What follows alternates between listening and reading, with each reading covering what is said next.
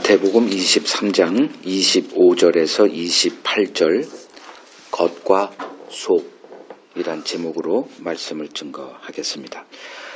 25절에서 26절 같이 읽겠습니다. 화 있을진저 외식하는 서기관들과 바리새인들이여 잔과 대접의 겉은 깨끗이 하되 그 안에는 탐욕과 방탕으로 가득하게 하는도다. 눈먼 바리새인이여 너는 먼저 안을 깨끗이 하라. 그리하면 겉도 깨끗하리라. 그 첫 구절을 보면 이제 화 있을진저라고 하십니다. 이제 다섯 번째 화를 이제 선포하시죠. 지금까지 그러면 네 번의 화를 이제 본 거예요. 그 첫 번째 화는 율법의 짐을 자기도 못 지는 것을 남에게 지우는 자를 향해서 화있도다. 그리고 두 번째는 천국문을 닫는 자예요. 그들은 천국문을 열고 있다 생각하고 있습니다. 그런데 예수님에게는 그들은 천국문을 닫고 자기도 천국을 못 들어가는 자들이에요.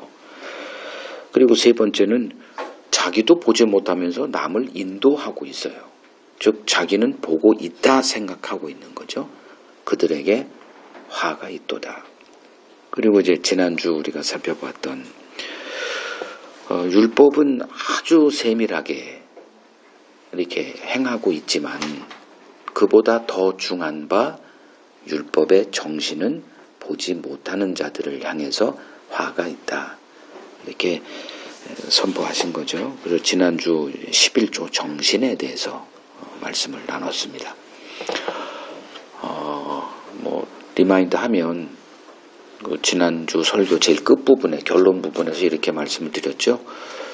그 문자적 11조를 이렇게 성도들에게 요구하는 목사는 생명을 잃을 것이고 그 11조 정신을 망각한 성도들은 죽은 신앙으로 나아가게 될 것이다. 그러니까 죽은 신앙이라는 것은 기쁨이 없어요.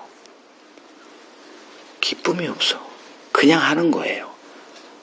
그러니까 이것도 뭐 복음을 안다라고 하지만 그냥 무거운 짐이에요, 이게. 이제 이런 것들을 여러분들이 잘 이제 이렇게 공부하시고 묵상하시고 이걸 하셔야 됩니다. 왜냐하면 인간은 전에도 말씀드렸다시피 언제나 가는 길이 뻔해요. 그냥 비본질 붙들고 사는 자들이에요. 그 마태복음 23장에 총 7개 화가 이제 등장을 합니다. 이제 오늘은 다섯 번째인데 두 번 더 남았어요. 그 다섯 번째 화 뭐라고 되어 있냐 보니까 그러니까 겉과 속이 다른 외식하는 자들, 이 외식하는 자들에 대해서는 이제 굉장히 많이 이제 다뤘기 때문에 언급 안 할게요. 겉과 속이 달라요. 즉 잔과 대접의 겉은 깨끗이 하는데 그 안에는 탐욕과 방탕으로 가득한 자들을 향해서 화가 있을지라 이렇게 얘기하세요. 여기서 화라는 걸 좀 설명을 하면 이런 뜻이에요. 원어는 슬프도다. 그러니까 자기들은 잘났습니다. 굉장히 잘났어요.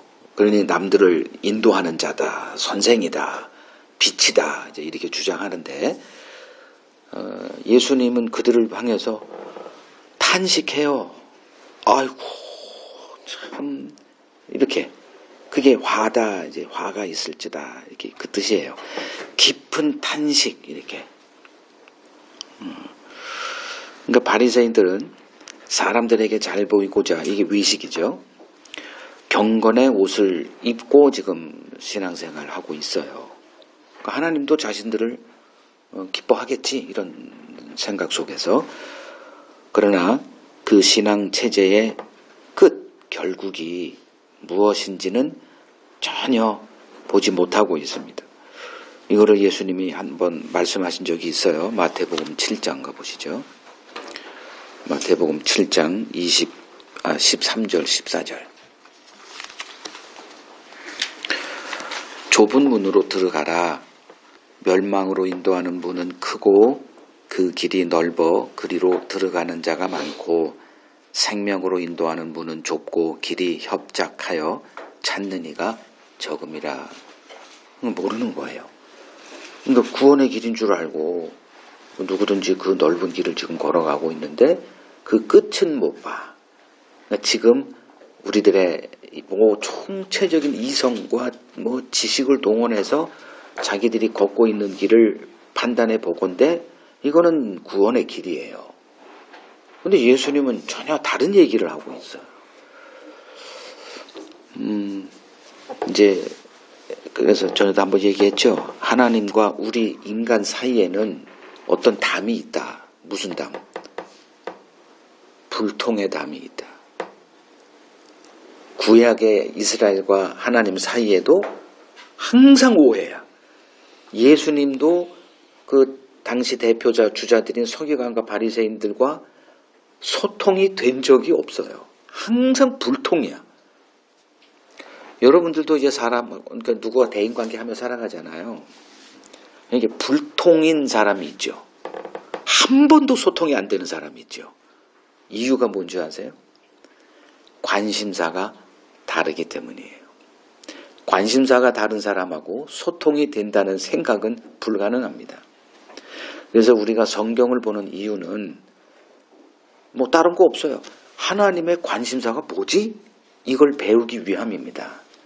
이걸 배우지 못하면 그냥 엉뚱한 관심사를 갖고 지금 이 화를 선포받고 있는 서기관과 바리새인들의 이 길을 갈 수밖에 없죠. 그래서 배워야 되는 거예요. 배우지 못하는 자는 짐승보다 못하다 그랬어요. 그걸 구약 버전인데 깨닫지 못하는 자는 짐승보다 못하다.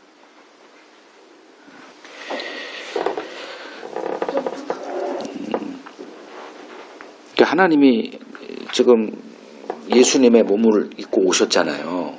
그러니까 예수님의 관심사가 이제 우리가 예수님을 배우면서 하나님은 이런 관심을 갖고 계시는구나. 오늘 이 두 구절만 보더라도 하나님의 관심사는 어디에 있습니까?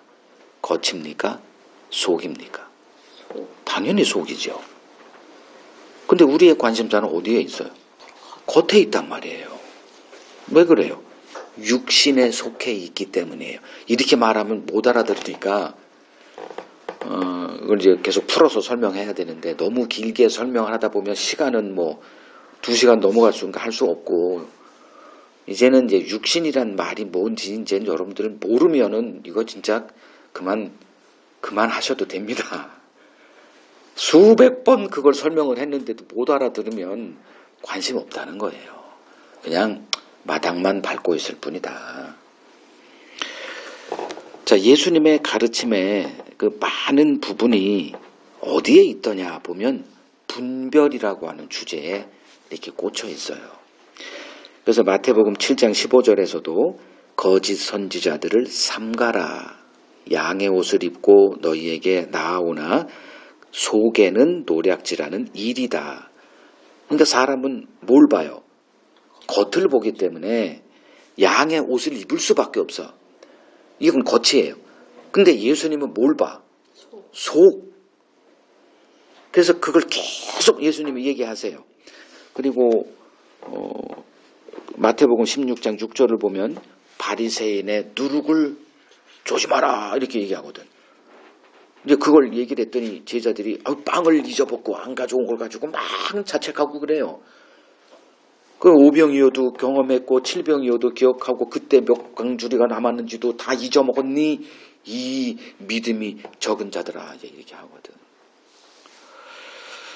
그럼 우리는 속을 보지 못해요. 아마 영원히 이 땅에 있는 한 속은 보지 못하고 죽는 자들이 거의 대부분일 거라 저는 생각을 합니다.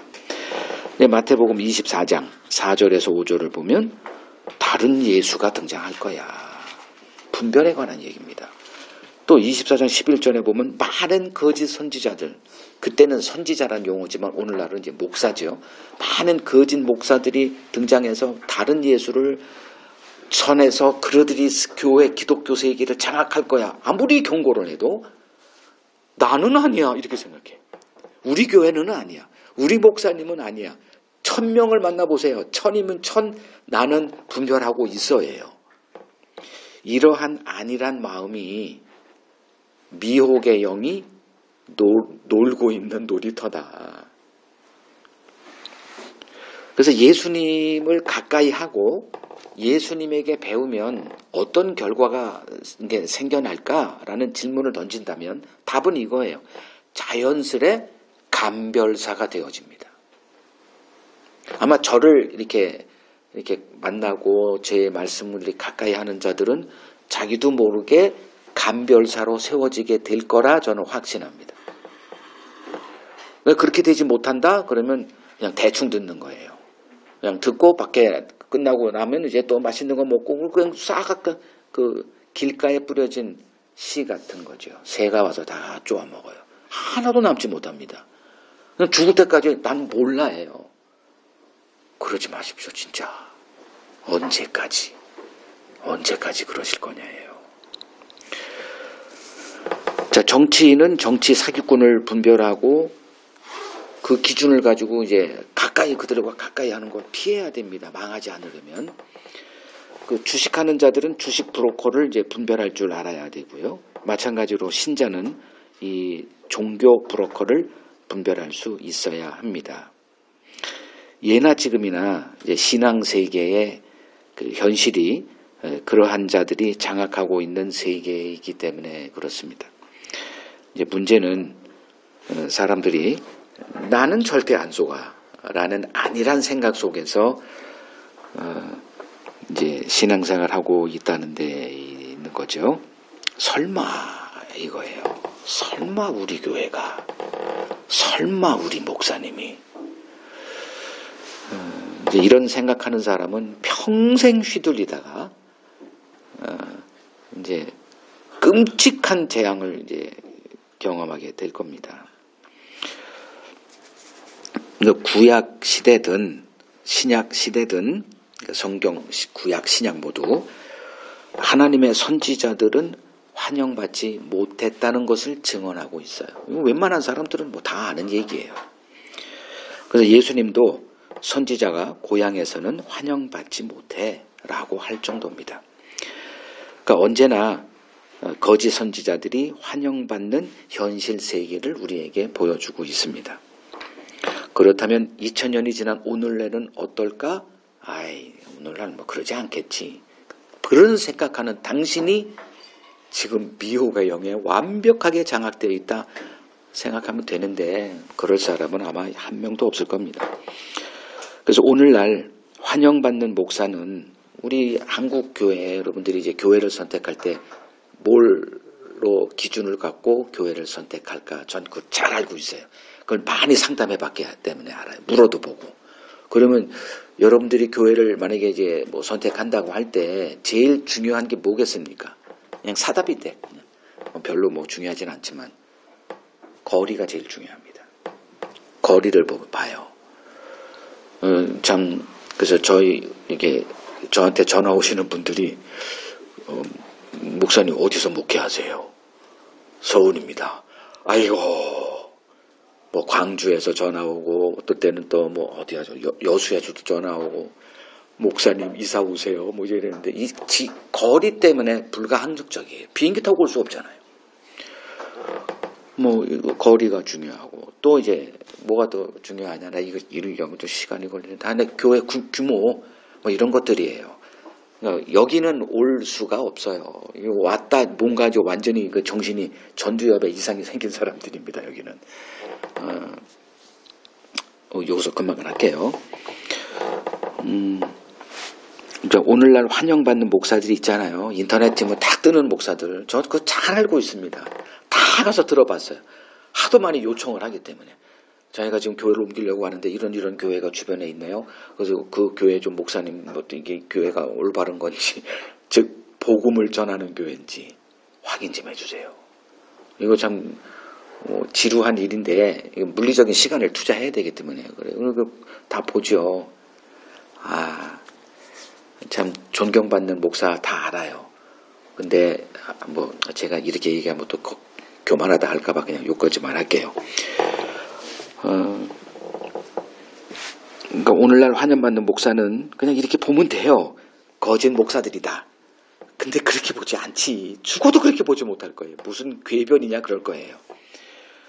누가복음 26절 하나만 읽어드릴게요. 모든 사람이 너희를 칭찬하면 화가 있도다. 그들의 조상들이 거짓 선지자들에게 이와 같이 했다. 거짓 선지자들은 환영받아요.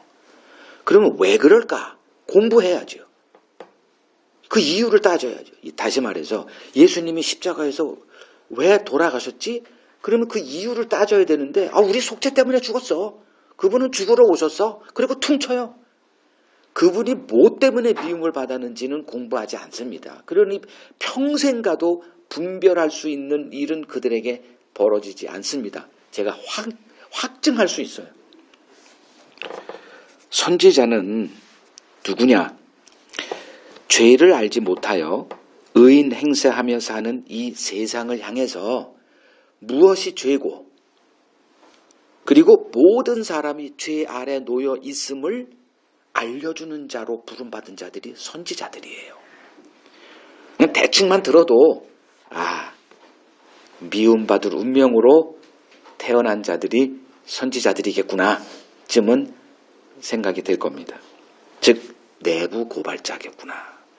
그냥 하늘에서 뚝 떨어져서 천사같이 와서 했으면 상관없는데 지도 이 땅에 같이 우리와 같은 성적을 가진 자로 살아갔다가 갑자기 부름받아가지고 막 너 뭐 잘못했다 이러니 이놈이 웃기는 놈이네. 그걸 내부 고발자 아니에요. 같이 근무했던 사람인데 어느 날 갑자기 이 사람이 어떤 기자하고 만나가지고 막 여기 뭐 회사가 이렇게 뭐 횡령을 했네, 뭐 사장이 이런 나쁜 놈이네. 이걸 내부 고발자. 다 어떻게 됐습니까? 다 미움을 받고 다 그냥 가족이 다 풍진비 박살나고 죽임을 당하는 그게 내부 고발자의 운명이에요. 이것이 이 세상의 빛으로 오신 예수께서 행하신 일이었습니다. 누가복음 2장 보죠.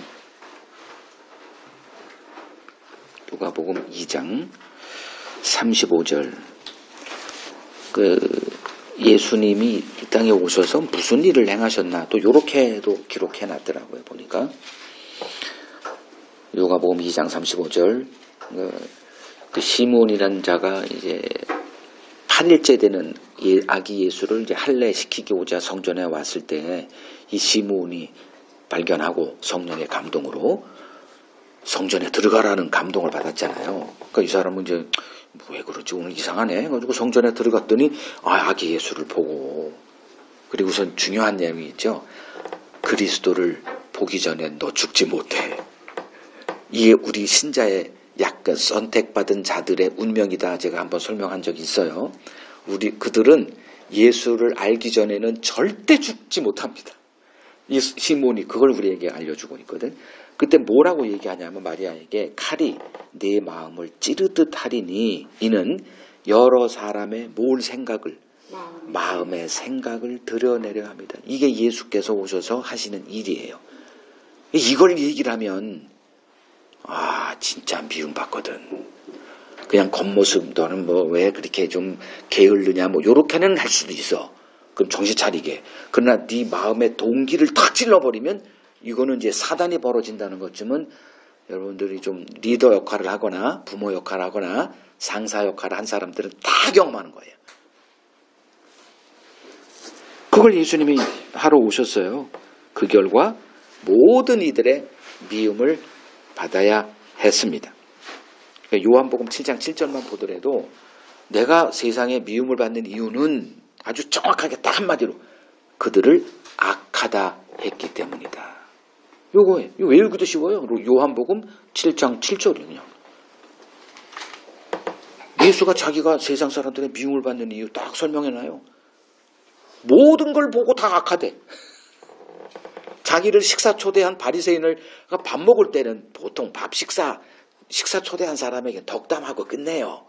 근데 그 자리에서도 그의 마음의 악함을 보시고 이놈아 뭐 막. 그러니까 예수님은 자기가 왜 이 땅에 오셨는지 그 자리를 떠난 적이 없어요. 이걸 충성되다 이렇게 얘기하는 거예요. 뇌물 주는 자에게 넘어가기 마련인데 예수님은 안 넘어가요. 그리고 예수의 증인된 제자들 역시 동일한 운명으로 부름받은 자들이다. 그래서 예수님이 마태복음 10장 22절에 너희가 나로 말미암아 모든 민족에게 미움을 받게 될 것이다. 그러나 끝까지 인내하는 자는 구원을 받게 될 것이다. 말씀하셨습니다.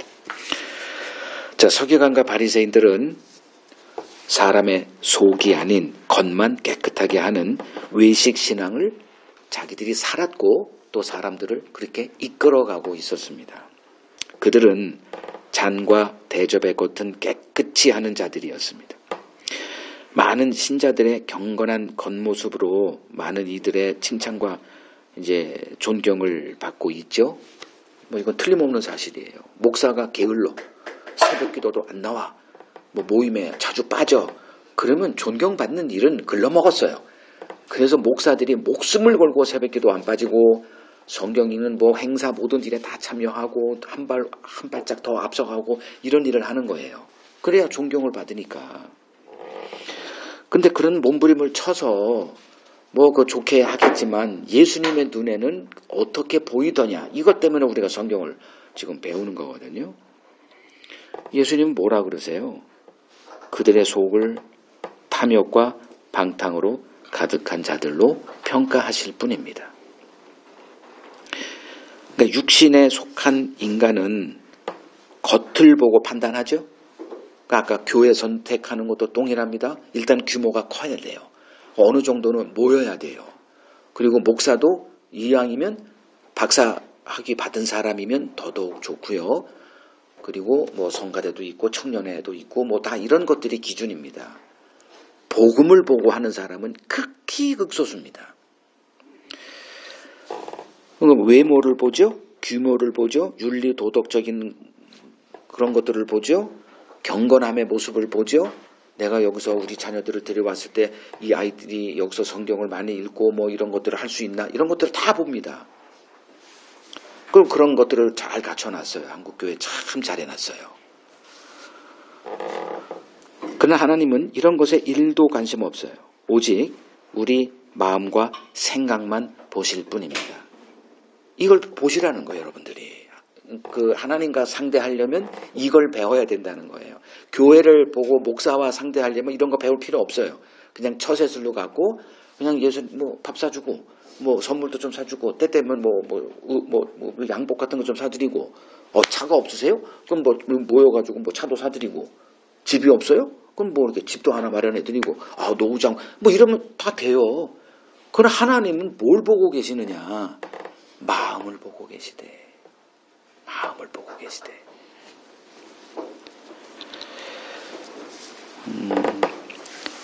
영은 어디에서 활동하느냐?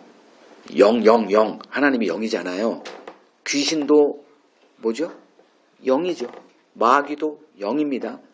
활동 영역이 어디예요? 이 땅이 아니에요. 인간의 마음이 그들의 활동 영역입니다.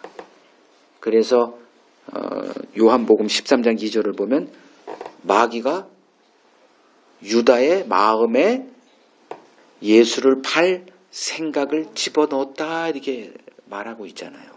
생각을 장악합니다. 이걸 어떻게 이겨요? 못 이깁니다. 우리는. 우리 마음을 완전히 장악하고 있는데 그 장악하는 그게 이유는 딱 하나예요. 욕망에 붙들려 있는데 그거 너무 쉬운 거예요. 그건 너무 쉬워. 그래서 하나님의 관심사는 이제 어떻게 돼 있느냐. 그러니까 영인 하나님의 관심 이렇게 말해야 되겠죠. 영인 하나님의 관심사는 이런 거예요. 우리 마음을 새롭게 하는 일. 그래서 하나님이 지금 하시는 일은 이거 성경을 제대로 배우면 이게 보일 거예요 아마. 사람들이 그래요. 하나님 지금 뭐 하고 계셔? 이거 하고 계시는 거예요. 뭐 하고 계세요? 우리 마음을 깨끗게 하시는 일을 하고 계세요. 이 일밖에 안 하세요. 이렇게까지 좀 하면 좀 알아들으시겠지. 이 일밖에 안 하세요. 그래서 왜 깨끗하게 하는 게 중요하지 아세요? 우리 마음을 새롭게 하시는 일, 조금 가면 또 약간 부연 설명이 되겠는데, 그럼 깨끗하게, 정결하게, 뭐, 뭐 새롭게 한다는 게 뭔 뜻이에요? 어떤 마음의 결과물입니까? 그건 이제 좀 언급되겠지만 그렇게 하시는 이유가 뭘까요? 여러분들이 돈 많은 사람하고 같이 상대할 수 있어요. 왜냐면 돈이 중요하니까 부자하고 상대할 수 있죠. 그럼 좀 인생의 질이 달라지죠. 근데 진짜 중요한 게 뭐냐? 돈 많고 뭐 어디 뭐 좀 해외 좋은데 뭐 한번 한 끼 식사 100만 원짜리 먹어도 뭐가 진짜 중요하냐 하면 소통입니다. 소통할 때 이 소통이 안 될 때가 있어요. 이걸 지옥이다 이렇게 얘기합니다. 하나님이 우리 뭐 교회를 뭐 100개 지어서 그런 사람, 그런 목사와 소통하길 원하실까요? 한번 잘 생각해 보세요. 하나님은 그런 거 관심도 없어. 하나님은 오직 우리의 마음이 하나님과 사귈 수 있는 마음으로 세워지는 그것만 관심 있어요. 그 천국은 어떤 곳이냐? 하나님과 사귈 수 있는 그 새로운 마음을 가진 자들의 나라. 하나님을 결코 만만히 보지 마십시오. 이 세상에서는 그냥 이렇게 속여 이렇게 할 수도 있어요. 그냥 그런 돈 많은데 나하고 소통이 안 돼도 그냥 겉으로 뭐 이건 좀 누리고 그냥 이렇게 뭐 이렇게 뭐 아첨도 하고 뭐 웃어주고 반응 리액션도 하고 할 수 있어. 하나님은 안 통해요. 아마 여러분 다 이거 아시는 내용일 거예요. 소통이 안 되는 자와의 삶은 그냥 지옥이다 이렇게. 근데도 잘 견디고 살아가요. 소통은 1도 안 되는 거 뻔히 알면서도 잘들 살아가더라. 인간도 대단해. 그렇게 사는 인간도 대단하고 그렇습니다. 이제 하나님의 하시는 이 일을 좀 잠깐만 좀 볼게요. 고린도 후서 10장 5절. 하나님 아는 것을 대적하여 높아진 것을 다 무너뜨리고 모든 생각을 사로잡아 그리스도에게 복종하는 자들로 만드세요. 자, 이제 요거 한 구절만 봐도 뭐 하시는 분이다? 우리의 생각을 장악하길 원하는구나. 사탄도 우리 마음을 장악해서 뭘 해요? 예수를 팔아버리게 만들어. 예수에게서 떠나게 만들어. 그래서 어떤 예수에게 가? 다른 예수에게 가게 만듭니다. 근데 하나님은 우리 생각을 사로잡아서 진짜 예수에게 복종하는 자로 만들어요. 그럼 또 하나 구절 보죠. 빌립보서 2장 5절. 빌립보서 2장 5절을 보면 너희 안에 뭔 마음을 품으래요? 이 마음을 품으라 곧 그리스도 예수의 마음이니. 이래서 우리가 성경을 배우는 이유예요. 저는 성경 배우는 게 너무 기쁩니다. 왜? 예수가 나의 주라는 것을 저는 확실히 고백했고 그렇게 살고 있기 때문에 그분 배우는 것만큼 즐거움이 없다는 것쯤은 저는 확실히 알고 매일매일 그렇게 살아가고 있습니다. 이 기쁨은 누구에게도 안 뺏길 거예요. 뭐 교회가 사라져도 저는 상관없습니다. 난 이거 하나만 있으면 좋게요.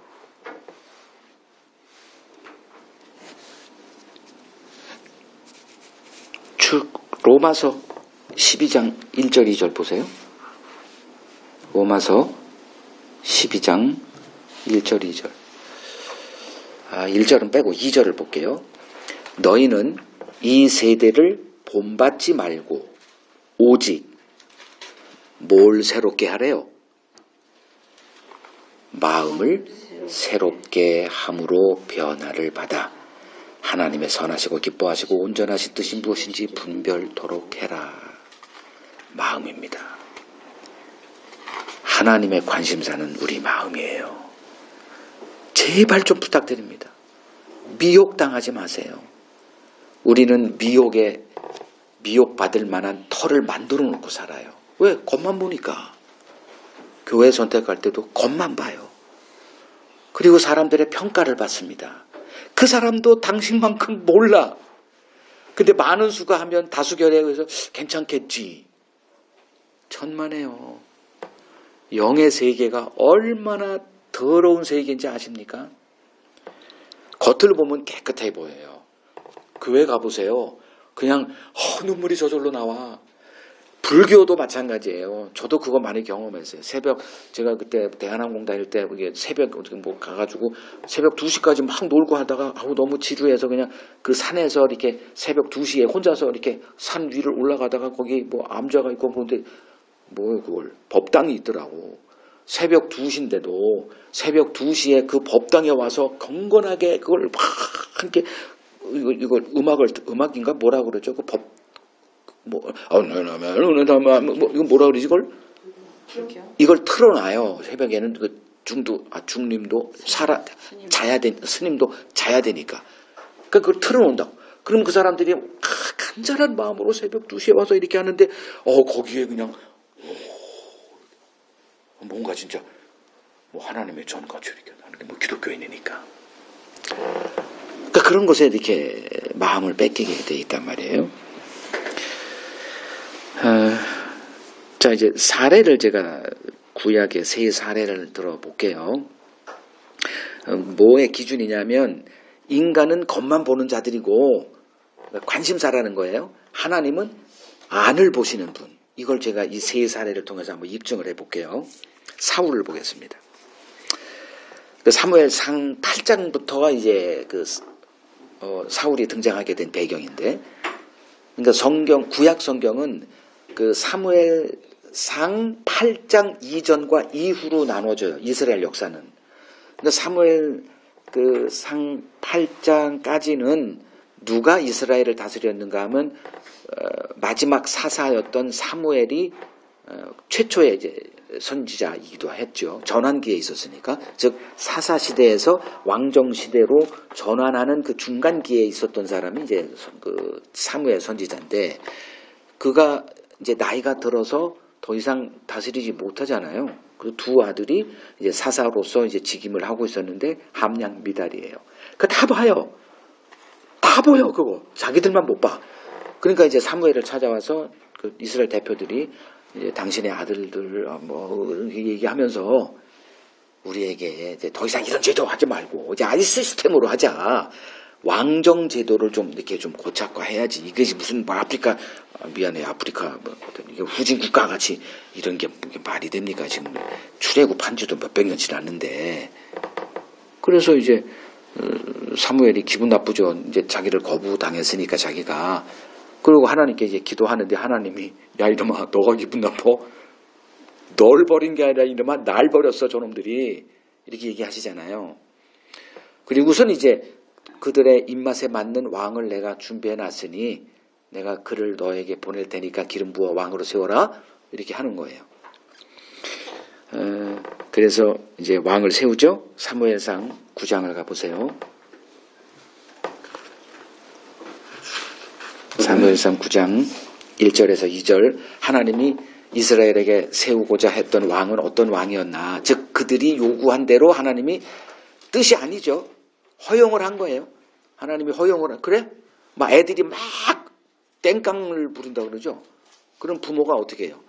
뭘 해줘요. 이게 부모의 뜻입니까? 허용입니까? 허용. 퍼미션이죠. 그냥 허용이죠. 자, 하나님이 허용을 했어. 그럼 누구를 허용을 했느냐? 요런 거예요. 자, 겉이 좋습니까? 외모가 어때요? 대단하지 않습니까? 그보다 더 준수한 사람 없어. 그죠? 준수하다. 대단하다. 뭐 이렇게 보면 되죠. 백성보다 어깨 위만큼 더 키도 커. 막 오 이렇게. 이 정도면 뭐 그래서 이렇게 왕이 세워집니다. 10장 23절 이거 과정은 다 빼고 사무엘상 10장 23절 이제 그 사무엘이 모든 백성에게 너희 여호와께서 택하신 자를 보느냐. 그리고 바로 23절에 보니까 그 백성 중에 선이 다른 사람보다 사울이 어깨 이만큼 컸다. 그리고서 이제 하나님이 택하셔서 너희들에게 세운 왕 보느냐 그랬더니 모든 백성들이 이제 백성 중에 짝할 리가 없다 하니 모든 백성들이 뭐 했어요? 왕의 만세, 즉 환영했다는 거죠. 사람들은 외모를 보고 판단해요. 그리고 사울도 결국은 외모로 승부수를 걸었어요. 그러나 이제 하나님이 서서히 작업을 하기 시작합니다. 그의 마음을 드러내기 시작을 해요. 몇 가지 시험을 합니다. 블레셋이 공격해 오게 만들어요. 그러니까 제사를 드려야 돼. 하나님의 도움을 받아야 되는데 약속한 시간에 사무엘이 안 와. 그랬더니 사울이 어떻게 해요? 에라 모르겠다. 그냥 내가 먼저 제사를 집전해버리잖아요. 그리고 그러니까 사무엘이 뒤늦게 일부러 한 거죠. 늦게 와가지고 난리 났다. 요 정도만 할게요. 그리고 이제 다시 한번 마지막으로 시험한 게 어디죠? 그 누구를 치라 그랬더라? 아람 왕을 치라 그랬나? 그걸 했는데 보내가지고 뭐 고름 살려놓고 좋은 것들 다 빼놓고 나머지 때까지 짠짠 볼일 없는 것들만 다 해놓고 이렇게 그리고선 이제 자기는 다 했다. 하나님께 순종했다. 그걸 왜 누가 몰라? 자기만 몰라. 그러니까 사무엘이 등장해서 왜 순종하지 않고 뻘짓만 하느냐. 하나님이 너를 버리셨다. 이렇게 되는 거죠. 그러니까 함량 미달이라는 게 또 등장을 해요. 그리고선 이제 하나님이 다른 자를 택한다고 이제 한 거죠. 근데도 안 물러나고 백성들은 여전히 사울 왕을 추종을 해요. 그래서 외모를 쫓은 그 이스라엘 백성은 그 대가를 사울 왕과 함께 톡톡히 치르고 결국은 블레셋에 의해서 둘 다 사울도 죽고 백성들도 망해버립니다. 그러니까 육신의 생각의 결국은 사망이라는 것을 이제 입증했죠. 자, 사울 예 들었고요. 다윗 예를 들어볼게요. 이제 하나님께서 사울을 패하시고 이제 다윗을 왕으로 세우고자 사무엘을 이새의 집으로 보내요. 그냥 다윗이란 이름 알려주면 되는데 그렇게 하지 않으세요. 왜? 인간이 어떤 존재인가를 보여주기 위해서 또 그렇게 하세요. 그러니까 이제 사무엘은 누구지 모르지만 이새의 아들 중 하나라는 건 알아요. 그리고서 이새에게 가서 이제 이렇게 이런 얘기를 하고 아들 다 불러 모아라. 그러니까 7명이 쫙 서 있어요.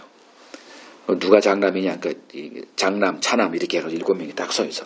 장남 이름도 나와 엘리압이라고 딱 봤더니 우리는 모르죠. 이게 비디오로 찍혀 있었으면 할만한데. 하여간에 압도된 거예요. 사무엘이.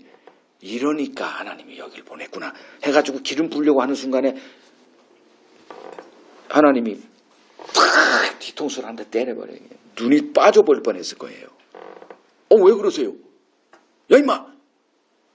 너는 그러니까 인간은 너같이 꼭 외모를 보고 판단하지만 나는 뭘 봐? 사람의 중심을 봐. 그 중심이 뭐예요? 마음이나 생각 이거잖아요. 그러니까 또 두 번째 보고 또 하려고 하니까 하나님이 또 하지 말래. 아마 두 눈이 이만큼 빠졌을 거예요. 그 7명 다 하나님이 퇴짜를 놓는 거예요. 뭔 일이지? 그래서 이새한테 다른 아들도 없어요? 그랬더니 이제 하나가 있는데 막내 아들이 뭐라 그랬을까? 아이 그놈 내가 잘 알아요. 절대 그 깜이 아니라서 아예 부르지도 않았습니다. 뭘 본 거예요? 외모를 본 거예요. 사무엘도 외모를 보고 아버지도 외모를 봐. 그래서 데려와라. 모르겠다 나도. 얼마나 후진 놈인지. 그래서 데려오죠. 데려왔는데 그때 하나님이 이제 다윗이 등장했더니 사무엘에게 이가 그니 기름을 부어 이렇게 되는 거예요. 그러니까 사무엘은 붓고 싶은 마음이 있어 없어? 아유씨 맨날 이래 하나님은. 도무지 마음이 통하질 않아. 그래 놓고 이제 뭐 억지로 보았을 거예요. 어떻게 이런 문대기 같은 놈이 있나. 이렇게. 조금 이따 또 그런 거 설명할 테니까 뭐 지금 속단하지 마세요. 그래서 붓고 이제 왕이 되죠. 그 과정은 굉장히 길어요. 왜냐하면 그 길게 된 이유 제가 설명드릴 거예요. 이제 그 기름 부음 받았다는 게 뭐예요? 기름 부음 받은 자가 무슨 다른 말로 뭐죠? 기름 부음 받은 자가 뭐예요? 다른 말로 메시아 그리스도예요. 그 뜻이에요. The anointed one. 기름 부음 받은 자. 예수님을 기름 부음 받은 자. 그 구약의 기름 부음 받은 자들은 다 왕, 제사장, 선지자 다 기름 부음 받은 자예요. 그걸 총체적으로 총합된 총량이 예수님이에요. 하여간에 이제 기름 부음 받은 자이기 때문에 그들에게는 실수가 없어요. 패배가 없어요. 뭐 다 아실 거예요. 기름 부음 받은 자들은 뭐든지 다 이겨요. 그래서 이순신 장군 같이 전쟁의 신으로 등극합니다. 골리앗, 그 다윗의 아니야 사울의 아들 요나단 같은 믿음의 장수도 숨어. 골리앗 앞에서는. 근데 다윗은 나가잖아요. 착 한 칼에. 그리고 이제 사울의 눈에 싹 들어왔죠. 뭘 본 거예요? 겉을 본 거예요. 겉을 보고 이런 적 없어. 자기 부관 딱 옆에 세웁니다. 그리고선 이제 직임 주고 뭘 해가지고 전쟁터 나가가지고 하는 곳마다 승승장구. 그래서 아까 이순신 같다 이렇게 얘기한 거예요. 한 번도 진 적이 없어. 가는 곳마다 이겨. 예전에는 꿈도 꾸지 못한 일이 다윗의 등장으로 벌어진 거예요. 그래서 어떤 걸 본 거예요. 사람들이. 사울이 죽인 자는 천천히요. 다윗이 죽인 자는 만만이다. 이거 듣고 삐져가지고 다윗의 고통이 시작됐잖아요. 사람들도 뭘 본다? 겉만 봐. 여러분들 누굴 이렇게 따르는 이유는 뭐예요? 업적을 보잖아요. 이분하고 있으면 뭐든 다 잘 돼. 그럼 추종자가 됩니다. 뭘 보는 거예요? 겉을 보는 거예요.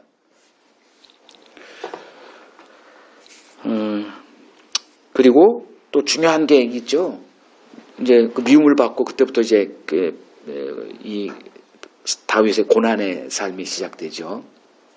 한 15년 이상 도망다니는 삶을 살잖아요. 그럴 때 사울이 군대를 이끌고 이제 이놈을 죽여야만 내 아들 요나단이 왕으로 될 수 있다는 이 비장한 각오로 다윗을 추적하다가 어떤 일이 벌어져요. 굴에 들어가서 2번 그런 일이 벌어지죠. 한 번은 굴에 들어가서 한 번은 천막에서 자다가 다윗이 이제 옷자락을 베. 뭘 이렇게 그래 놓고도 여호와의 기름 부은 자를 내가 했다는 것 때문에 상처를 이런 일을 했다는 것 때문에 자책하고 이런 모습 보이잖아요. 그러니까 2번 살려준다고. 그러니까 그걸 보면 뭘 느껴요? 이 세상에 의인은 있어 없어? 있구나. 이 생각을 하게 돼 있습니다. 역시 하나님이 사도행전 15장 거기를 보면 이는 내 마음에 어떤 자라 그래요? 하나님이 다윗을 보고 합한 자 그가 내 뜻을 모두 이루리라 이렇게 돼 있거든. 그걸 보면 그리고 또 그 다윗이 등장할 때 모습이 어때요? 사무엘상 16장에 얼굴이 붉고 뭐 이렇게 해가지고 이렇게 굉장히 멋있는 자로 이렇게 돼 있어요. 아마 여러분도 그렇게 해석하지 않을까. 그리고 마음에 합한 자라 그랬으니 사울과는 다른 자. 그래서 하나님이 택한 자를 해야 돼. 아마 이렇게 생각들 하셨을 텐데 그거 다 착각이에요. 다. 왜냐하면 여러분들도 외모를 보는 자들이기 때문에 그래요. 하나님께서 다윗을 불러 이제 내 마음에 합한 자다. 내 뜻을 다 이루리라. 이렇게 말씀을 하시고 다윗을 등장시켰을 때는 어떤 의도가 분명히 있었을 거예요. 그걸 제가 지금 말씀드리려고 하는 거예요. 그러니까 처음에 이제 초기에 다윗은 보면 이 세상에 의인은 있구나라는 생각을 갖게 합니다. 근데 조금 더 가보니 아이고 아니구나. 그걸 하나님이 보여줘요. 그래서 그의 삶에 기름 붓고 전쟁에서 이기고 뭐 사람들이 환호하게 만들고 뭐 등등등 이렇게 의인의 모습을 진짜 의인의 모습이에요. 어떻게 저럴 수가 있어. 근데 다윗을 통해서 하나님이 이제 우리에게 보여주기를 원했던 그래서 모든 뜻을 이루리라 한 그게 뭘까 생각해 보면 다윗도 누구와 똑같아? 사울과 똑같다기보다는 더 악한 왕으로 등장을 해요. 치를 떨 정도로. 아마 여러분들은 뭐 바세바 사건이 그냥 하나의 그냥 우화처럼 이렇게 보이겠는데 그 당시 이 다윗을 옆에서 지켜봤으면 아마 치를 떨고 경멸을 하고 저주를 퍼붓지 않았을까. 악도 그런 악이 없습니다. 우리야 죽이는 모습을 자세히 기록해놨습니다. 그리고 도저히 저 충성된 자를 죽일 수 없으니 그걸 해가지고 할 수 없으니 요압에게 이렇게 밀지를 내리고 요압만 알아? 그래서 평생 요압에게 뭐가 돼요? 이게 휘둘리는 자로 살아갑니다. 내 비밀을 알고 있는 건 요압밖에 없어요. 그리고 충성된 그 우리아를 죽여버리고 이제 바세바가 임신했으니까 그 자기 다 확인했잖아요. 내 충성스러운 부하의 아내라는 거 알면서도 못 이기는 거예요. 뭐에 사로잡혀 있다? 죄에 팔린 자라는 거를 보여주는 거예요. 누굴 통해서? 사울을 통해서 보여줬으면 그 거지 같은 놈 이럴 만한데 다윗을 통해서 이렇게 보여줄 정도는 우리가 다윗의 모습을 흉내라도 낼 수 있습니까? 나를 죽이고자 쫓아오는 자, 이놈을 지금 하나님이 나한테 보냈어. 부하들이 다 얘기합니다. 이제 고난 끝이라는 게 하나님의 뜻이요. 그리고 이제 당신의 나라 그 한번 그 꿈을 펼치세요. 안 해. 이걸 2번이나 반복했다. 여러분들은 할 수 있을 거라 생각하십니까? 이러한 다윗이 이러한 모습을 딱 등장시키더라고. 의인은 있다 없다? 없다가 되는 거예요. 이제 사람들이 이제 이런 결론을 못 내리면 어떻게 생각하냐 하면 하나님께서 다윗을 선택할 때 내 마음에 합한 자라는 것을 아시고 선택했다. 즉 하나님의 선택에는 그만한 이유가 있을 거야. 이런 생각들을 생각하면서 이제 성경을 봐요. 이게 그 선택 교리에 대한 아주 오해로 이렇게 나아가게 되는 길이 됩니다. 그 로마서 8장 29절 한번 보세요. 로마서 8장 29절 어떤 단어가 나오냐면 이것 때문에 이제 많은 이제 이렇게 경론이 벌어지고 이렇게 두 진영이 갈라지는데 29절 로마서 8장 29절 하나님이 누구를 미리 아신 자들 이렇게 얘기를 해요. 정해졌다. 그래서 이렇게 했다. 이렇게 나오죠? 그 미리 정하신 그들을 또한 이렇게 하고 저렇게 해서 영화롭게 했다. 이렇게 나오잖아요. 미리 아신 자들. 그 미리 알았다. 그러니까 선택에는 뭐가 전제가 있다? 우리가 예수를 남들은 안 믿는데, 안 믿을 건데, 그들은 믿을 거라는 것을 아시고, 즉 어떤 자들은 의가 있어 이렇게 보는 거예요. 요게 알미니안주의의 핵심 사고방식이에요. 믿으라 그랬으면 안 믿던 누구 책임이요? 우리 책임이지. 그럼 왜 하나님 책임이라고 그래? 이렇게 생각을 해요. 그러니까 하나님의 일을 배운 적이 없는 자들이에요. 그냥 겉다리만 이렇게 치는 자들이죠. 이거 잘 이해하시길 바라면서 내가 지금 좀 시간이 걸려도 설명하는 거예요.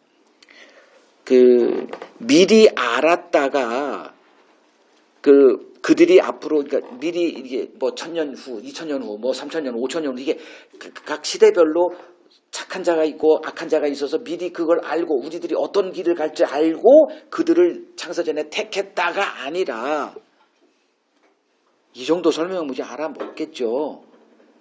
그러니까 논쟁의 그 중심에는 이게 있다라는 거예요.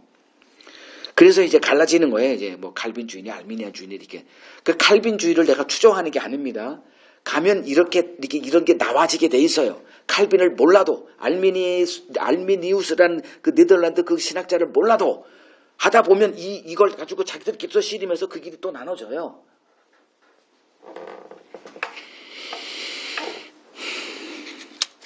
그래서 다윗도 역시 이런 줄 알고 선택했겠구나라는 이런 오해로 이제 나아가게 된다. 설명드렸고요. 자, 하나님께서 다윗을 통해서 우리에게 뭔가를 말씀하시는 게 있어요. 그러니까 구약 성경은 다윗의 아마 제일 많이 기록해 놓은 게 모세는 율법이 많기 때문에 다윗이 아마 더 많을 거라 저는 생각을 해요. 모세 오경, 모세가 더 많지 않아? 모세의 생애는 짧아요. 근데 다윗의 생애는 진짜 그 모세를 몇 배 추월할 정도로 이렇게 많이 이렇게 기록을 해놓고 있어요. 그러니까 다윗의 의로운 행위 엄청나게 많아요. 그러나 신약 성경을 보시면 얘기가 전혀 달라집니다. 구약에 그렇게 기록되어 있는 다윗의 의로운 기록은 하나도 언급 안 해요. 그게 로마서 4장에 나오거든요. 뭐만 기록되어 있느냐? 오직 하나님의 은혜로 회개의 자리에 서서 그 생명을 얻은 그 기사만 기록해놨어요. 그 나중에 여러분 로마서 4장을 한번 보세요. 제 말이 거짓말인가? 다른 거 언급도 안 해요. 구약에는 뭐 이렇게 제가 왜 이렇게 많이 그렇게 해놨을까는 조금 아까 설명한 것으로 이제 그랬겠구나 이제 여러분들의 그 견해를 제가 이렇게 도와주고 있다 보시면 되고요. 하나님의 은혜가 뭐예요? 나단 선지자를 보낸 거죠. 나단 선지자가 뭐 했어요? 한 비유를 얘기하죠. 그러니까 한 몇 년 지났어요. 그리고 완전 범죄 없어요 지금. 여전히 다윗은 의로운 왕입니다. 그걸 한 번 더 쳐요. 그가 얼마나 자기 의에 이렇게 도취돼서 정신병자 같이 살고 있었는지 나단 선지자를 보냅니다. 한 마을에 이런 놈이 있었는데 이 놈이 아주 몇 명도 자기는 1000마리의 양이 있다. 예를 들자면. 근데 딱 한 마리 양밖에 없는 그 사람을 찾아가지고 손님 대접하려고 그놈을 양을 뺏어 와가지고 그걸 요리해가지고 줬다. 이걸 어떻게 해야 될까요? 누가 봐도 이런 쳐 죽일 놈이 있나? 다윗이 그렇게 했다니까. 이런 쳐 죽일 놈이 있나? 내가 반드시 그 놈을 죽여가지고 이 법도를 세우겠다. 그때 나단이 뭐라고 얘기해? 야 이놈아, 그자가 바로 너야 임마. 이렇게 하잖아요. 그러니까 그렇게 하는 모든 의도에 하나님의 이 과정에서 하나님의 의도가 보이지 않아요? 하나님이 뭔가를 우리에게 지금 결정적으로 이걸 하시려고 다윗을 세웠구나. 그거 하고자. 그 이후에 그러니까 나단 선지자 같이 딱 쳤을 때 아마 하나님의 은혜를 입지 않은 자는 칼을 들어서 막 여기 그 차지철 같은 경호실장한테 쳐 죽여 이랬을 거예요. 어디 지금 아주 불경죄도 이런 불경죄가 어디 있어요.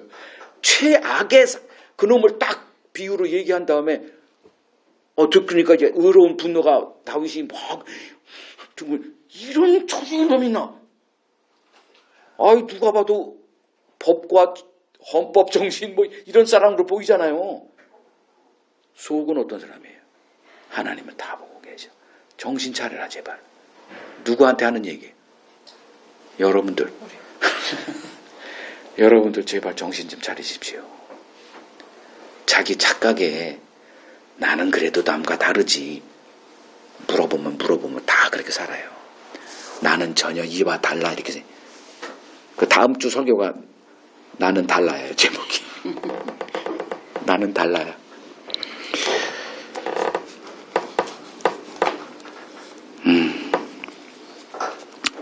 이사야서 6장 이사야를 보겠습니다. 이사야는 제사장의 아들이에요. 그러니 얼마나 경건함이 몸에 배 있는 자였겠어요? 이제 어느 날 하나님께서 그를 하나님의 보좌 앞에 서게 했어요. 이제 뭐 환상이든 뭐든 꿈이든 하여간에 그 경험을 자기는 했어요. 그러니까 영으로 이끌림 받아서 하나님의 보좌 앞에 섰더니 뭐가 돼? 거기서 이제 천사들이 두 날개로 뭐 날고 두 날개는 뭘 가리고 다리를 감췄다는 걸 부정한 걸 가리고 두 날개로 이렇게 하고 뭐 6개의 날개죠. 그래놓고 거룩하다 다르다라는 거예요. 너희와 본질적으로 달라. 그래서 다른 그분 앞에 섰더니 자기가 뭐래요? 화로다 이 표현을 한 거예요. 자기가 자기를 향해서 그러니까 여태까지 그런 경험은 없죠. 왜? 경건하게 살았거든. 교회 주일 예배 철저하게 달리고 부모에게 나쁜 짓도 안 하고 그냥 남을 좀 괴롭힘 당하는 사람, 가난한 사람 돕고 이렇게 살았어 이사야가. 근데 어느 날 하나님이 이제 그 착각을 깨주기 위해서 그의 겉모습 보고 이제 자기를 평가하고 있던 그 자기 의에 똘똘 뭉친 이사야를 좀 돕기 위해서 하나님 앞에 딱 세우자마자 화로다. 나는 입술이 더러운 백성 중에 거하여 나기도 더러운 자라는 거예요. 입술이 더럽다가 뭐예요? 입술은 뭐에 걸음막? 마음을 이거 하는 거죠. 우리 말의 것들은 다 어디서 나와? 내 마음에서 나오지. 여기서 뭐 생성돼서 말이 나오나요? 이건 아예 기능이죠. 화로다. 뭐다? 슬프도다. 요 얘기한 사람이 로마서 7장에 나오는 바울이죠. 자기가 어떤 존재인지를 아주 그냥 간증을 해버려요. 내 안에 선을 행하는 마음을 있으나 행할 능력은 없다. 왜? 내 마음에 뭐가 있어? 죄가 사로잡아서 나를 아주 장악하고 있다는 것을 아주 노골적으로 선포합니다. 죄의 선을 알아요. 성경을 아니까. 근데 그걸 하나도 행하지 못하는 자기 자신을 고백을 하고 곤고한 자로다. 이게 화로다. 슬프도다. 이렇게. 요걸 신자다 이렇게 얘기합니다. 성경을 보면서 여러분들이 어떤 반응이 열매가 나타나야 되냐면 자 나한테 화로다 나는 안 되는구나 이 결실이 결과가 나오지 않으면 여러분들은 성경을 읽고 지옥 갈 자들이다. 지옥으로 점점 물론 이제 가지는 않겠지만 지옥을 향해서 가고 있다. 지옥이라는 게 뭐예요? 하나님과 소통 불가, 하나님과 관계가 점점 멀어지는 거 이렇게 보시면 돼요.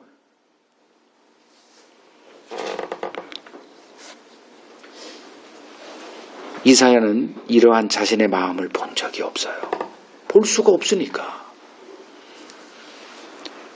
모세가 그 하나님의 영광을 보여달라 이렇게 한 적이 있죠. 생각나요? 출애굽기에서 금송아지는 섬기고 막 할 때 거기서 중보기도해서 이스라엘 살려냅니다. 그리고서 이제 자기 잘했지 또 이렇게 그리고선 하나님 저한테 한 가지 소원이 있습니다. 뭐? 하나님의 영광을 저에게 보여주세요. 그때 하나님이 옛다 봐라 이랬습니까? 안 했죠. 뭐만 보여줘? 등짝만 보여줘요. 이게 무슨 말이에요? 모세는 지금 어떤 의의 옷을 입고 있어요? 율법에 의해 옷을 입고 있어요. 그럼 율법의 상징이잖아요. 그가 하나님의 영광 얼굴 좀 보여달라고 합니다. 그 하나님의 얼굴을 보여줬다면 그는 어떻게 됐을까요? 바베큐가 돼서 죽은 소멸입니다. 소멸. 그거 안 보여준 거예요. 모세도 작가, 우리도 작가, 이사야도 작가, 다윗도 작가. 그거 이제 출애굽기 33장의 내용입니다. 궁금하면 그거 찾아서 보시고요. 이스라엘에게 구원의 길이 있었습니다. 율법을 받은 이스라엘의 구원의 길은 그 율법이라고 하는 것은 선한 거잖아요. 하나님의 뜻이 반영되어 있잖아요. 약자를 보호해라, 이웃을 사랑해라, 하나님을 사랑해라. 그게 뭐 나쁜 건가요? 그걸 이제 행함은 이제 그 행함의 의를 많이 쌓아서 어느 정도인지는 모르지만 하나님의 그 합격 기준에 도달하는 것이 구원의 길이었어요. 여러분도 알잖아요. 얼마나 착하게 살아야 돼. 아마 이런 질문을 하지 않고 신앙생활 했다면 여러분들은 그 사람을 길기 뻔해. 다 그걸 좀 이렇게 생각하게 돼 있다고요. 얼마나 해야 돼. 도대체 그 기준이 뭐야. 그 나중에 예수 만나고 나서 기준은 믿음이라고 하는 거 알고 허탈해지죠. 아 이거였어? 이러잖아요. 근데 그 율법을 그 선한 행위잖아. 율법엔 다 착하게 살아라 이거잖아. 그러니까 어떤 선한 행위를 해야 영생을 얻습니까? 라는 그 부자 청년의 말 속에 질문 속에 이스라엘의 그 신앙관이 다 담겨 있잖아요. 그러니까 그걸 하고 있었어요. 그러니까 율법의 의도를 보지 못하는 자들은 결국 이러한 그 신앙의 길로 이제 나아갈 수밖에 없죠. 문제가 뭐냐면 죄를 배운 적이 없어요. 그냥 세상이 죄를 모른다 할 수 없잖아요. 다 알잖아요. 죄. 근데 무슨 죄를 아냐? 인간 중심의 죄만 알고 있을 뿐이에요. 그러니까 하나님이 죄를 어떻게 보시는지는 1도 인지하지 못하는 게 이스라엘이었어요. 그러니까 율법 행위로 즉 자네 것만 깨끗이 닦으면 그러니까 경건하게 살기만 하면 그 성경에 몇 가지 613개 다 못 외우니까 어느 정도만 이렇게 해서 할 수 있는 것만 이렇게 하면 그나마 좀 갈 수 있지 않을까 천국에. 이렇게 안일하게 생각하고 있었다는 거죠. 그러니까 자기들은 죄를 다스릴 줄 알았다는 거예요. 마음만 먹으면. 하나님이 가인에게 마음을 알아 이제 읽었어. 아벨은 제사는 받고 가인의 제물을 하나님이 거부했더니 누구를 향해 미움이 도끼 눈이가 아벨을 향해서 아벨을 미워하죠. 여러분들이 누구를 미워해요? 나보다 잘 나가는 놈 미워하지. 나보다 못한 놈은 긍휼의 마음으로 보잖아요. 나보다 갑자기 똑같이 입사했는데 누가 갑자기 승진하거나 연봉 더 많이 받거나 사장한테 2번 눈인사 하면은 죽여버려야지. 이런 마음 안 들어요? 천사들만 보였나? 저도 그러는데 누가 나보다 잘 나가면 죽여버리고 싶은데 인간의 마음은 똑같잖아요. 인간의 근본적인 문제는 죄를 배우지 못하고 있다는 데 있습니다. 죄를 너무나 안일하게 생각해요. 죄 아래 놓인 인간의 마음이 얼마나 부패했는지 그 실상을 보지 못합니다. 여러분도 마찬가지예요. 여러분들이 얼마나 악한 존재들인가 여러분들은 꿈에도 생각하지 못합니다. 그냥 하나님이 여러분들을 볼 때 이 정도면 됐지. 이 정도 했는데. 그냥 탄식만 할 뿐이에요. 하나님이 저를 보시고도 탄식할 뿐이에요. 육신에 있는 나. 그러니 내가 얼마나 부패했는지를 보지 못하니 구원에 이르는 회개를 알 길이 없죠. 회개는 이거 혼나겠네 해서 잘못했습니다 이렇게 뉘우치는 게 회개가 아니라, 회개란 뭐라 그랬어요? 회개는 이 일이 벌어지면 자연스럽게 맺히는 열매이기 때문에 뭘 하고자, 그게 아니에요. 뭘 하면 회개가 돼? 하나님의 은혜를 받고 내가 어떤 자인지를 알게 되면 그냥 자연스럽게 회개 자리로 나아가게 돼 있어요. 그래서 회개를 하나님의 선물이다 이렇게 얘기하는 거예요. 하나님께서 은혜를 주셔야만 회개가 되니까. 사울에게 이 은혜가 주어졌어요? 안 주어졌어요? 안 주어졌습니다. 다윗에게 주어졌어요. 나단 선지자. 정말 쌍두 이 육두 이건 뭐라 그래? 육봉 쇠망치를 가지고 다윗에게 갔거든.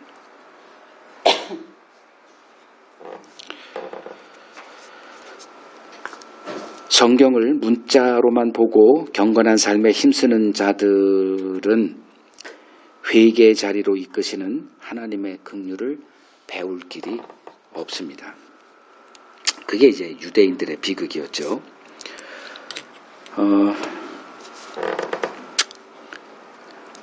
그러니까 생명나무 대신 선악과를 선택한 인간은 하나님의 눈에 누구냐? 그러니까 창세기 2장 17절에 이 열매를 먹는 자는 뭐 한다 그랬죠? 죽을 거야 라고 하셨잖아요. 먹었어요? 안 먹었어요?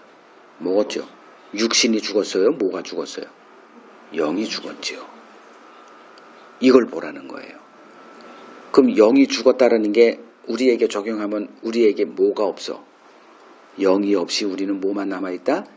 육신만 남아있다. 요걸 설명하는 그 성경 구절이 창세기 6장 3절이죠. 하나님의 영이 더 이상 그들과 거하지 아니한다. 저들이 육신이 되었다. 이렇게 얘기하잖아요.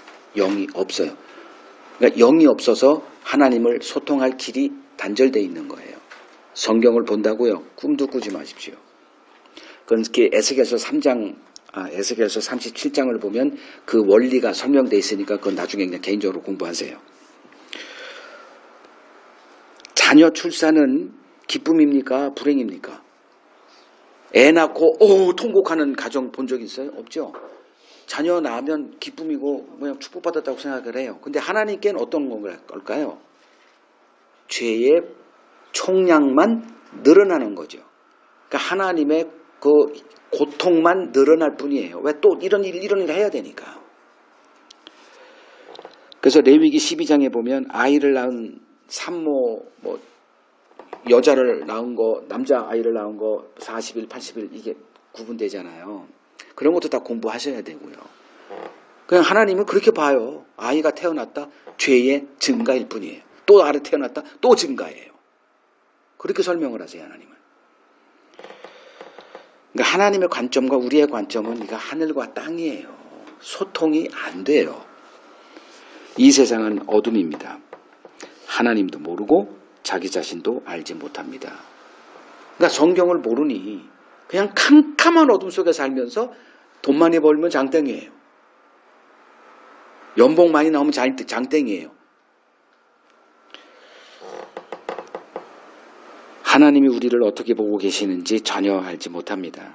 선한 행위 몇 가지로 하나님께 복을 구하고 있는 무지한 우리를 보시고 하나님은 화로다 이렇게 탄식하세요.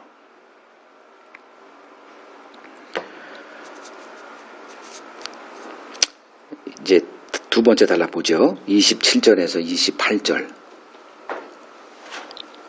27절에서 28절 읽겠습니다. 화 있을진저 외식하는 서기관들과 바리새인들이여 회칠한 무덤 같으니 겉으로는 아름답게 보이나 그 안에는 죽은 사람의 뼈와 모든 더러운 것이 가득하도다. 이와 같이 너희도 겉으로는 사람에게 옳게 보이되 안으로는 외식과 불법이 가득하도다. 이제 이건 많이 들어보셨을 거예요. 회칠한 무덤 같다. 그 이스라엘 풍습 문화에 대해서 좀 설명을 할게요. 그 이스라엘의 이제 그 문화, 장례 문화는 두 가지로 나눠져요. 하나는 그 무덤인데 그 시체를 두는 무덤이죠. 두 종류예요. 하나는 돌을 이렇게 굴에 이렇게 시체를 이런 장례가 있고, 또 하나는 땅을 파서 한 40cm 뭐 그 정도 깊이를 파서 거기다 묻고 흙으로 이렇게 한 걸. 요거를 뭐라 그러냐면 평토장한 무덤. 여기 누가복음 11장에 나오는 거예요. 여기서는 그냥 회칠한 무덤이라고만 했고, 그게 그거예요. 그러면 예수님은 평토장한 무덤에 묻혔어요? 어떻게 됐어요? 예수님이 부자여서? 아니라 요셉이란 자가 부자였기 때문에 그걸 살 만한 위치에 있었다는 거죠. 그건 엄청난 비용이 들었대요. 그러면 부유층은 그런 일반 사람들은, 그러니까 대부분의 사람들은 어떻게 해서 평토장한 무덤에 이렇게 묻히게 됩니다.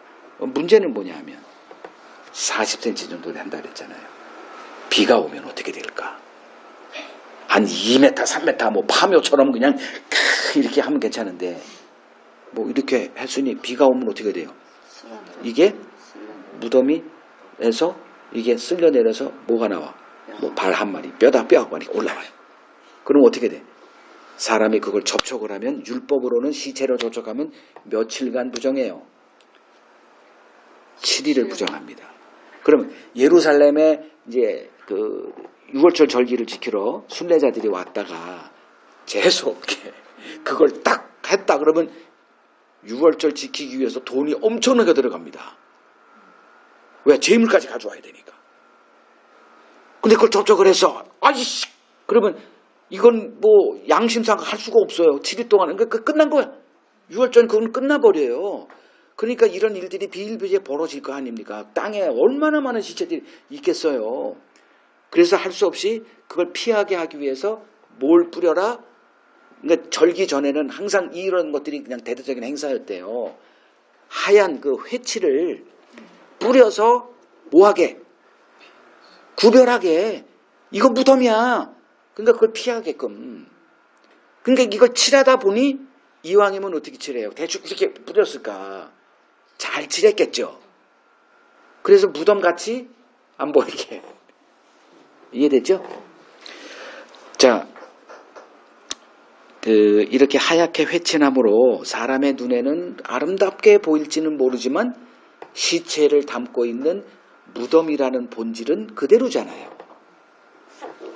자, 예수님은 이를 빗대서 서기관과 바리새인들을 회칠한 무덤 같다 이렇게 하세요. 회칠한 무덤이 겉보기에는 좋으나 속에는 뭐 썩은 시체가 있는 본질은 그대로잖아요. 이와 같이 경건한 삶으로 사람들에게 옳게 보이고 있지만 예수의 눈에 그들은 시체놀이하는 죽은 자들에 불과했다는 거죠. 그래서 28절에 뭐라 그래요? 이와 같이 너희도 겉으로는 사람에게 옳게 보이되 안으로는 외식과 불법이 가득하구나 라고 탄식하신 겁니다. 제 아무리 분칠해도 무덤은 무덤일 뿐입니다. 돼지에게 사람 옷을 입힌다고 사람이 되지 않습니다. 이같이 경건한 행위로 자신을 아름답게 분칠한들 죽은 자가 산 자 되지 못합니다.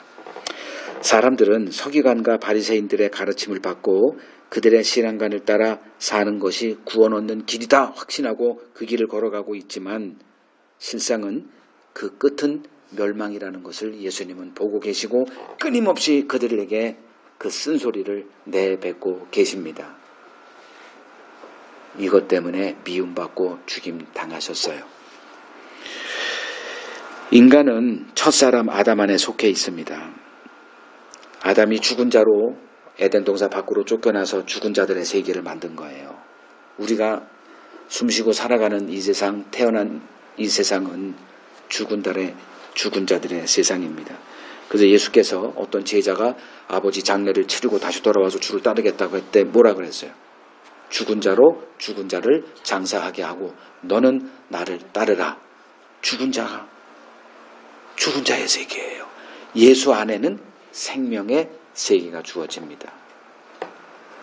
얼마나 고마운지 모르겠어요. 전 예수 안에 거하고 있거든요. 그래서 그 생명을 느끼지는 못하지만 그 예수 안의 세계에서 성경을 통해서 배움의 이 지식 안에서는 저는 전혀 다른 세계를 보고 있는 거예요. 이게 여러분들에게 동일한 거예요. 뭐 여기서 생명이 뭐 불룩불룩 아니에요. 힘들어 지금. 그 방사선 치료 받고 났더니 온몸이 지금 잠이 참 좋았거든요. 잠을 자려니까 너무 고통스러운 거예요. 밤마다. 옛날에 잠자는 거 너무 즐겁고 행복하고 막 그랬거든. 근데 밤이 무서워. 그 바울은 뭐라 했어요? 날로 육신은 날로 뭐 한대? 쇠하지만 마음은 날로 새롭도다. 그러니까 빨리 벗어나고 싶은 거예요. 뭐 자살하겠다는 얘기 아니야. 착각하지 마. 하나님이 안 죽여. 내가 자살하고 싶어도 안 죽여. 그 일이 끝나기 전까지는. 그리고 요한복음 5장 25절을 보면 진실로 너희에게 이르노니 죽은 자들이 하나님의 아들의 음성을 들을 때가 오나니 곧 이때라 듣는 자는 살아날 거야. 이렇게 말씀하십니다. 누가 살아나요? 죽은 자들이 뭐로? 그리스도의 말씀으로 살아난대요. 지금 여러분들이 이 말씀을 제대로 듣고 있다. 영 안에서 하나님의 은혜 가운데 이 말씀을 듣고 있다면 여러분들의 마음은 살아나는 이 경험이 계속 경험하게 될 겁니다. 저는 이걸 매일 느껴요. 매일 말씀 안에서 산자의 경험을 하게 됩니다.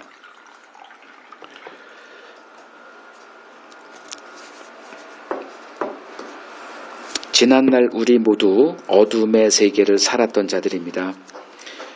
교회 다니며 성경대로 살면 구원 얻을 줄 알고 있는 우리를 불쌍히 여기시고 하나님께서 화로다, 슬프도다, 탄식하는 삶을 이제 살아왔었던 우리들입니다. 하나님은 부패한 마음을 지닌 자들과 소통 안 하세요. 그래서 작정을 하시는 거예요. 이런 자들로 내가 만들 거야. 이게 창세전에 이미 다 계획된 거예요. 그래서 누구 피로 깨끗하게 하겠다? 짐승의 피가 아니에요. 짐승의 피가 어떻게 인간의 피를 깨끗하게 합니까? 인간의 마음을. 오직 영원하신 하나님의 아들이신 그분의 피로만 우리 양심이 깨끗함을 얻게 됩니다. 그걸 여러분들이 경험한 자이기를 저는 바라고요. 그 예수님이 우리 안에 이 땅에 오셔서 당했던 그 깝깝한 삶을 한번 생각해 보세요. 단 한순간도 소통되는 자 없이 살았어요. 이것만 생각해도 숨이 막힐 것 같아요. 저도 이제 복음의 눈이 열린 후에 이제 이렇게 대화를 하다 보면 안 돼 대화가. 이거 소통 불가능하구나. 왜 나는 보고 있는데 이 사람을 아무리 설명해도 못 보지? 속이 터질 것 같아. 그 삶을 예수님이 사신 거예요. 뭔 얘기를 해도 못 알아들어. 그리고 죽음이 직전까지도 못 알아들어. 이 미련하고 이 골 때리는 것들. 누가복음 24장에 보세요. 이 미련하고 선지자들이 하는 것을 이 깨닫지 못하는 것들 이렇게 아주 탄식을 한단 말이에요. 살아보셨어요? 소통 단절 하고 싶어요. 근데 해보면 할수록 점점 더 멀어. 단 한 단어도 소통이 안 돼. 그게 얼마나 큰 지옥인가. 철학자들이 그런 얘기하잖아. 타인은 지옥이다. 아무 누구도 나에 관심 없어. 나 좀 알아줘라고 그냥 비명을 지르고 소리를 질러요. 우리 아이들도 그 소리 지르잖아요. 매일 소리 지르잖아. 근데 아무도 관심 안 가져. 시끄러. 입을 다물고 그냥 우유나 팍 먹이고 그냥. 애들도 소통단절에 살고 우리도 소통단절. 목사도 그래요. 근데 그분이 그걸 이겨내셨어요. 인내하시고 뚜벅뚜벅 십자가로 가십니다. 그리고 거기서 미움을 받고 피를 뚝뚝 흘려서 우리의 영혼에 뿌리셨어요. 신자는 예수의 피 뿌림을 받아서 마음이 새로워진 사람들입니다. 뭐 피라 그러니까 무슨 뭐 흡혈귀 뭐 드라큘라 같은 소리로 듣지 마시고요. 예수의 죽음입니다. 우리는 살고자 발버둥 치지만 예수님은 죽기 위해 발버둥 치신 분이에요. 우리 영혼을, 우리 마음을 자신의 피로 깨끗게 하기 위해서 한순간도 포기하지 않으시고 한순간도 하나님의 부르심 자리에서 이탈한 적이 없어요. 마귀는 끊임없이 그를 하나만 이탈해라. 그래서 첫 순간이 내게 한 번만 절하면 네가 원하러 가지러 왔던 모든 거 다 줄게. 그것도 이겨내셨어요. 이분을 어찌 사랑하지 않을 수 있어요. 그분 안에 생명이 있습니다. 생명이란 다른 거 아니죠. 하나님과 멀어진 우리의 다리에 그 가교를, 이게 예수 아니에요. 그냥 그분 안에 딱 들어섰더니 그냥 하나님이 우리를 한 번도 죄를 짓지 않은 의인의 모습으로 간주하세요. 이 놀라운 이 기쁨을 뭐와 바꾸시고 계세요 지금.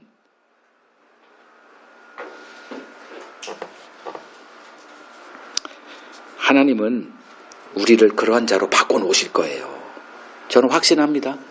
그게 하나님의 관심사니까. 하나님이 그렇게 허튼 분 아니에요. 그래서 하나님과 소통할 줄 아는 자로 이렇게 하십니다. 여러분도 자녀를 키워보세요. 소통하는 이 소통을 배우지 못한 자녀와 대화하면 아마 지옥을 경험할 거예요. 근데 이제 좀 철이 든 자녀들이 있어요. 제가 어머님 때문에, 아버님 때문에 이런 소리가 다 바뀌어요. 그럼 여러분 좀 보람을 느끼죠. 하나님이 원하는 게 뭐예요? 내가 한 일 좀 알아줘예요. 하나님이 하신 일을 구약에서부터 다 그 일만 한 거야. 아들 죽이는 일만 주구장창 하셨어. 수천 년 동안 하나님이 하신 일이 뭐예요? 지금도 마찬가지로. 갈라디아 사람들에게 복음을 전해가지고 하나님의 자녀 만들었어. 그때 다른 복음을 또 덥석 잡아가지고 또 다른 길로 가. 바울이 향한 일이 뭐예요? 내가 너희를 다시 살리기 위해서 해산의 수고를 아끼지 않겠다. 또 낳고 이런 거예요. 그만큼 우리는 겉만 보는 자들이에요. 하나님은 우리의 속마음을 하나님과 사귈 수 있는, 그래서 하나님의 나라에는 뭐 어떤 게 있어?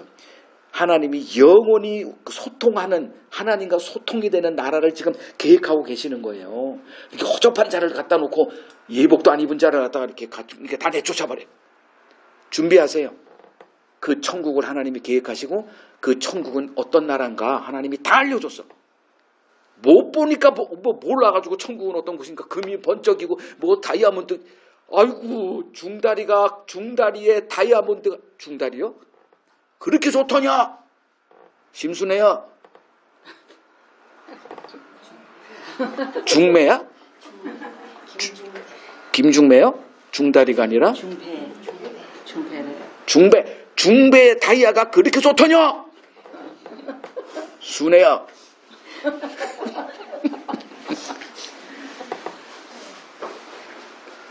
자, 하나님은 지금도 우리의 마음을 깨끗해 하세요. 뭐로 하세요? 피를 뿌리십니까? 아니죠. 말씀으로 깨끗게 하세요. 말씀 사랑하세요. 시간 되는 때마다 말씀을 가까이 하세요. 돈 벌기로 바쁠 거예요. 그 중단하는 얘기 아니잖아요. 방법은 넘쳐납니다. 화장실에 가서 볼 수 있고, 제가 그 대한항공 입사했을 때 너무 성경이 읽고 싶어가지고 조그만 쪽지에다가 쓰다 보니까 이만큼 돼. 그 쪽지를 갖고 주문에다가 시간만 되면 꺼내가지고 이렇게 보다가 사람들한테 만나면 이거 보여주고 하고, 내가 목사라고. 별명이 목사가 됐어요. 하면 원하는 관심사가 있으면 되게 돼 있어요. 없다 하지 마시고 하나님 말씀 가까이 하세요. 그 말씀이 여러분 마음을 천국에 합당한 자로 하나 둘씩 이렇게 매일매일 새롭게 해 나가실 겁니다. 이 은혜가 여러분들에게 가득하기를 소망합니다. 아멘.